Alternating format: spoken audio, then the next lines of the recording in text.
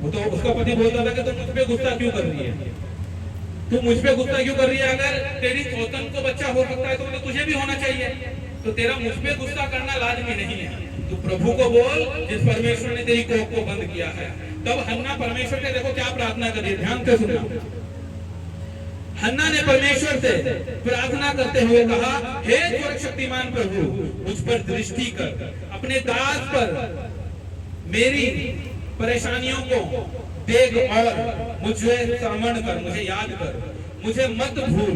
यदि तुम मुझे एक पुत्र देगा तो मैं प्रतिज्ञा करती हूँ कि मैं उसे जीवन भर तुझे समर्पित करूंगी और वह कभी अपने बाल नहीं कटवाएगा।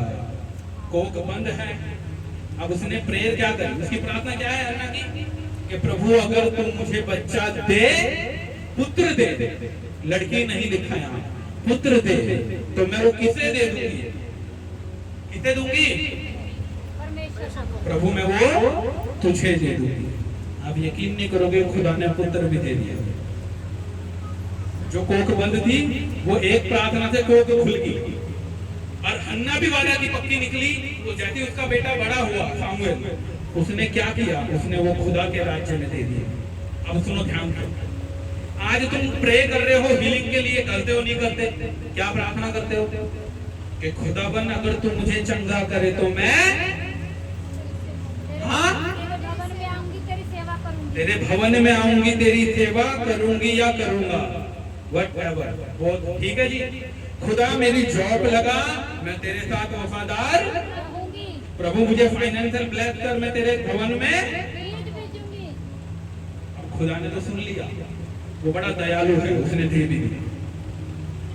अब क्या मुद्दा आ गया, जो तुम पहले 2000 में अपना घर चला रहे थे, अब तुम पे 10,000 आ गए, अब तुम्हें 10 कम लगने लगे। ध्यान से सुनो, पहले 2 में घर चल रहा था ना, दुख सुख चला ही देते, अब 10 में पता क्या कह रहे हो, प्रभु ये महीना बीज नहीं निकाल सकते, प्रभु बहुत तंग किया गया। खुदा कहेगा तू तो वचन तोड़ रही है। अब खुदा के साथ वादा करके तोड़ने का प्रतिफल वो तुम्हें ब्लेस करेगा या वो तुम्हें कर्ज देगा, खुद ही अपने आप में बताओ। या तो खुदा से ना मांगो, अपने बल पे करके दिखाओ, या हीलिंग खुदा से मत मांगो। अगर खुदा तुम्हें, सुनो ये तो फाइनेंस का होगा, अगर आप बीमार हो और आपने कहा खुदा मुझे चंगा कर, मैं तेरे राज्य में सेवा करूंगा, तो तुम सुबह कहां हो चलते हो? कौन तुम्हारे परिवार में सेवा के लिए आ रहा है?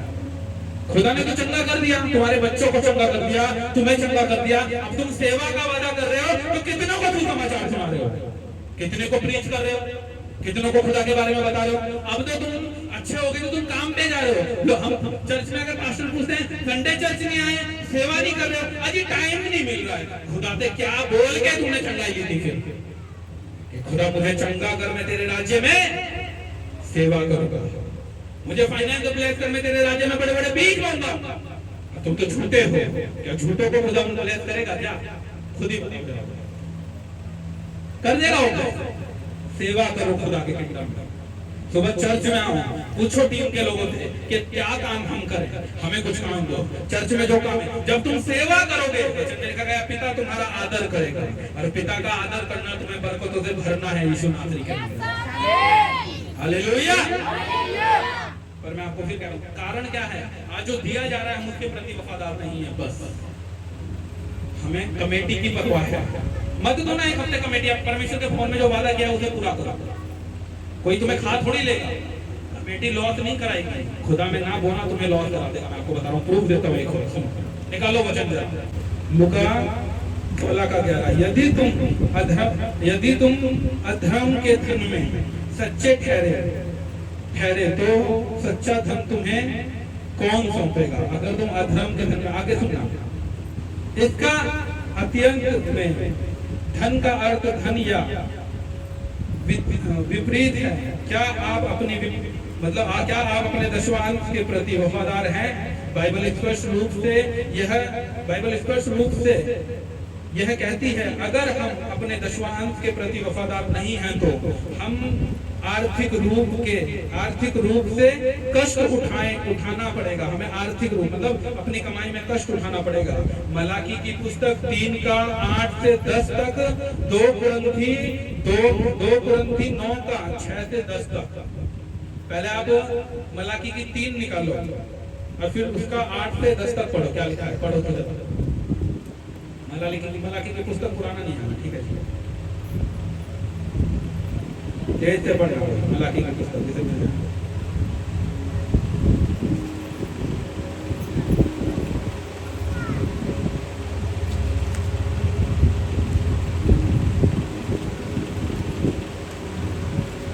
मलाकी 3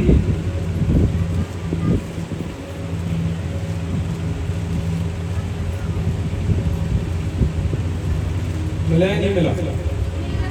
पढ़ो फिर मलाकी 3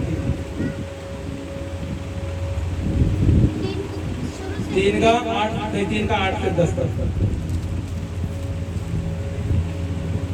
क्या मनुष्य परमेश्वर को धोखा दे सकता है? क्या मनुष्य परमेश्वर को धोखा दे सकता है? पर देखो तुम मुझको धोखा देते हो। पर तुम मुझको धोखा देते हो और तो भी पूछते हो हमने किस बात में धोखा दिया। आगे दशमांश और उठाने की भेंटों में और तुम पर भारी शाप पड़ा है, क्योंकि सुनो बाइबल कह रही है तुम पर दशवांश और भेंट उठाने की भेंटों तुम पर भारी श्राप पड़ा है। तो जो परमेश्वर ये मुंह से कह रहा है कि जो इन बीजों में वफादार नहीं है उस पर भारी श्राप आ रहा है। श्राप क्या है? मेरे घर में से ना बीमारी नहीं जाती, ये श्राप है भाई, कोई इलाज नहीं। मैं एक कर्जा लेता हूँ तुरंत मुझे दूसरा लेना पड़ जाता है, वो पैसों का ही नहीं पता चलता। मैं 10,000 कमा रहा हूँ, पता नहीं चल रहा कहाँ जा रहा है। ये श्राप है, ये श्राप है। तभी तुम्हारा कुछ बन नहीं पड़ा आज तक।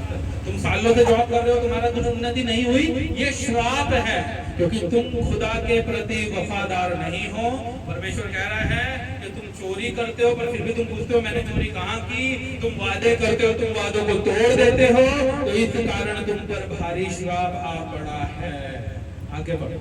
तुम पर भारी श्राप पड़ा है, क्योंकि तुम मुझे लूटते हो। तुम मुझे क्या करते हो? लूटते हो। थोड़ा तेज बोलो, क्या करते हो? लूटते हो। तो क्या आप लूट रहे हो प्रभु को? खुद ही बताओ, लूट रहे हो क्या प्रभु? नहीं ना, हम भी नहीं लग रहा है, मुझे भी लग रहा है कि आप लूटते नहीं। बाइबल कह रही है तुम लूट रहे हो। कोई वफादार है, मैं सबको नहीं कह रहा हूँ, आपको फिर बताऊँ। जो अपने बीजों में वफादार है ये आपके लिए नहीं है, ये उनके लिए जो बीज में फेथफुल नहीं है। मैं सच बता रहा हूँ। आगे बढ़ो। लूटते हो, वरन सारी जाति ऐसा करती है। सारे दशमांश भंडार में ले आओ कि मेरे भवन में भोजन वस्तु रहे। और सेनाओं का यहोवा ऐसा कह के कहता है कि तू मुझे परख कर देख कि मैं आसमान के झरकों को खोल कर तेरे ऊपर अपरंपार की वर्षाओं को करता हूँ या नहीं। वो कह रहा है बीज देके आजमा के देख लो।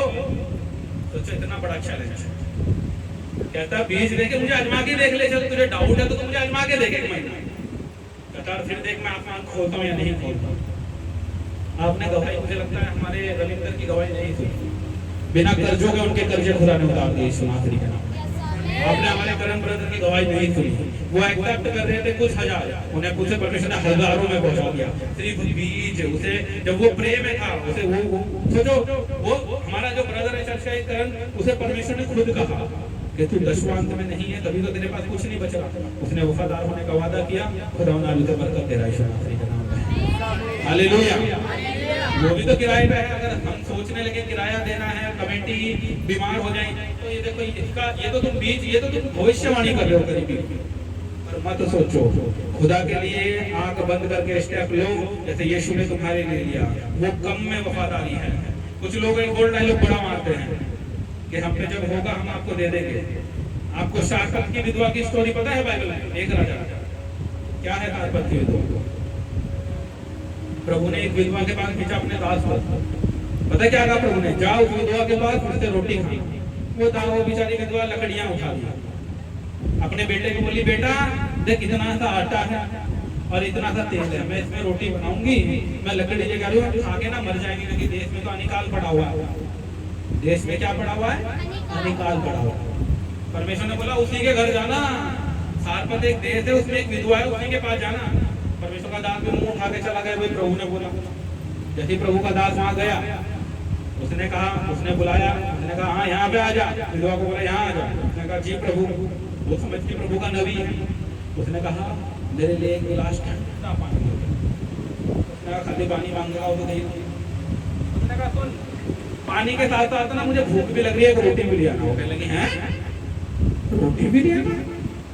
उसके पास आई, कहती प्रभु जी, प्रभु ही बोलते थे, प्रभु जी ये रखा तेल इतना, ये रखा हुआ आटा, ये तो खा के हम मरने वाले हैं, अब आप कह रहे हो आपको रोटी खिला दूं? मेरे पे तो है ही नहीं। अगर मेरे पे होता ना तो मैं पक्का दे देता, जो आजकल लोग डायलॉग मारते हैं। जब मेरे पे होगा ना तो मैं दे दूंगी या दे दूंगा। उसने भी यही कहा, अगर मेरे पे होगा ना ज्यादा तो मैं दे ही दूंगी। प्रभु के दास ने पता क्या कहता, जो तुझे करना है ना मुझे रोटी खिला के फिर कर लेना। लो भाई, उसने कहा बड़ा ठीक दास है प्रभु। ये तो झूठा, ये तो क्योंकि जब पैसों की बात आती है तो फिर पास्टर झूठे लगने लगते हैं। ये तो झूठा भविष्य दत्ता आ गया, पैसे मांग रहा ना लोगों से, ये तो झूठा आ गया। उसने भी एलिया को यही सोचा होगा, बैठ जाए, उसने भी एलिया को ये सोचा होगा, यार ये तो झूठा भविष्य दत्ता है। क्या प्रभु अंधा है? क्या उसे इतना नहीं दिख रहा कि मैं विधवा हूँ, मेरा पति भी नहीं है, इतनी सी रोटी, इतना सा आटा, इतना सा तेल खा के मर जाऊंगी, देश में अनिकाल है?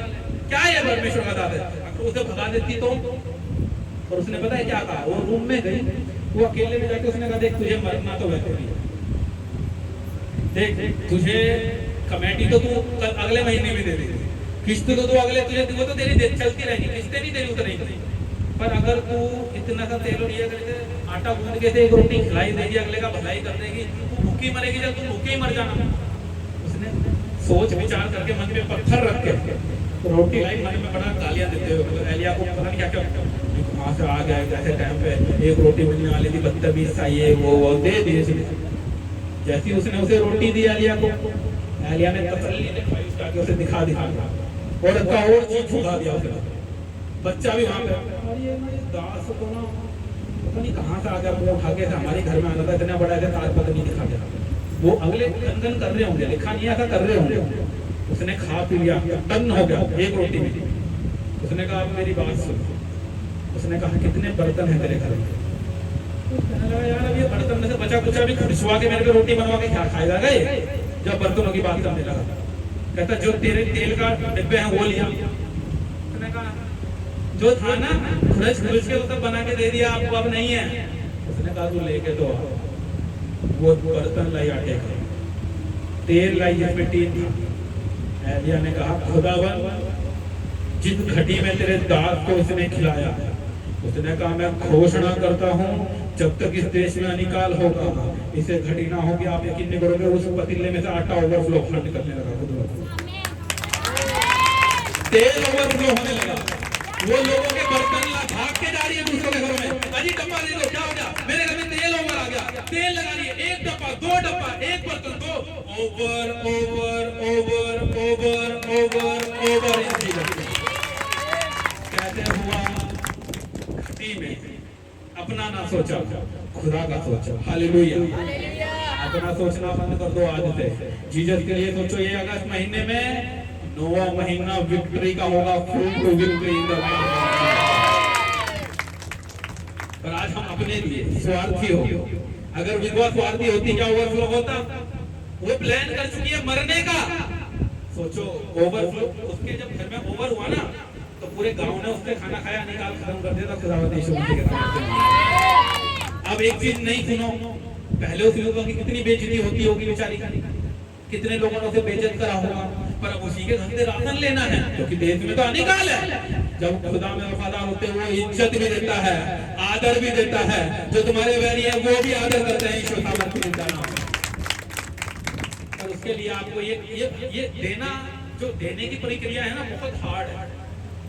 जैसे उसने गन करके रो के चिल्ला के दुख में हो गए, उसने दिया, पर दिया जरूर। तभी यीशु ने कहा कि जो कम में वफादार है, जैसे शार्पत ओवरफ्लो में गई, अगले आप है प्रभु यीशु मसीह के नाम से। पर मुद्दा क्या है फिर से, जो है उसमें फेथफुल हो जाना। मैं रात प्रार्थना कर रहा, जैसे मैं प्रे में गया 1:30 पे होली स्पिरिट ने मुझे ये मैसेज दे दिया। मैंने अपनी वाइफ को बोला, मैंने कहा जल्दी जल्दी टॉपिक लिख परमेश्वर का, क्योंकि मैं पूरे हफ्ते मेहनत नहीं करता। क्या वचन दूंगा इन्हें, इनकी लाइफ में क्या कमी है, वो तो मैं बना रहा हूँ, काम नहीं करेगा। जब होली स्पिरिट बोलेगी जो जरूरत है वो पूरी होगी, फिर यीशु नासरी के सामने और आप बताओ कि आपको लगता नहीं है कि आपको अपने घर की प्रॉब्लम दिखती है, नहीं दिखती, आपको खुद ही बताओ। ये वचन क्या तुम्हारे ऊपर शूट करता है या नहीं करता है, तुम गवाही दो फिर खुद खड़े हो।